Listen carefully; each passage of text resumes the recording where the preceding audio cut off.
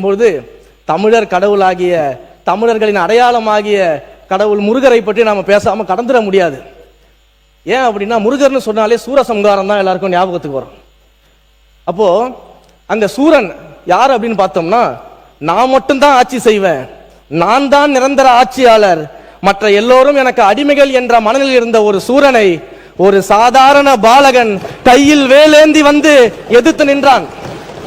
அப்ப அந்த சூரன் சொன்னாராம், இந்த சின்ன பையனா என்னை எதிர்த்து போர் புரிய போறான், இந்த சின்ன பையனா என்னை எதிர்த்து வென்று விட போறான் அப்படின்னு ஏளனமா பேசினாராம். ஆனா அந்த சின்ன பையன் தான் வேலேந்தி சூரனுடைய அந்த ஆட்சிக்கு முடிவுரை கொண்டு வந்தாரு. இதுல ஒரு விஷயத்தை நான் கவனிக்கணும்.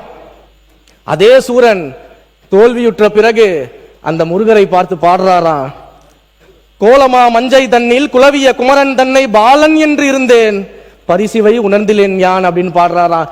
சின்ன பையனை நினைச்சு நான் சாதாரணமா விட்டுட்டேன், ஆனா என்னையவே தோற்கடிப்பார்னு எனக்கு இப்பதான் தெரியும் அப்படின்னு சூரன் வந்து முருகரை பார்த்து பாடியதாக பாடல்கள் எல்லாம் இருக்கிறது. நான் சொல்றது 2026 தேர்தலும் கிட்டத்தட்ட ஒரு சூரசம்ஹாரம் தான் அப்படின்றதுக்காக தான்.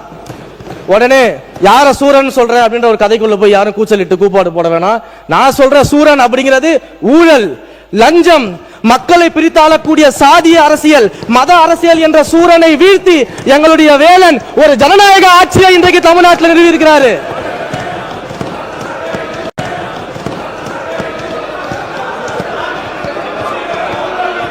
இதுல ஒண்ணும் தப்பில்லை, உட்காருங்க. இதுல ஒண்ணும் தப்பில்லை, உட்காருங்க. பொதுவா சொல்றாரு, ஒண்ணு உட்காருங்க, தப்பில்லை, உட்காருங்க. உட்காருங்க, இதுல ஒண்ணும் தப்பில்லை, உட்காருங்க. நீங்க பேசுங்க.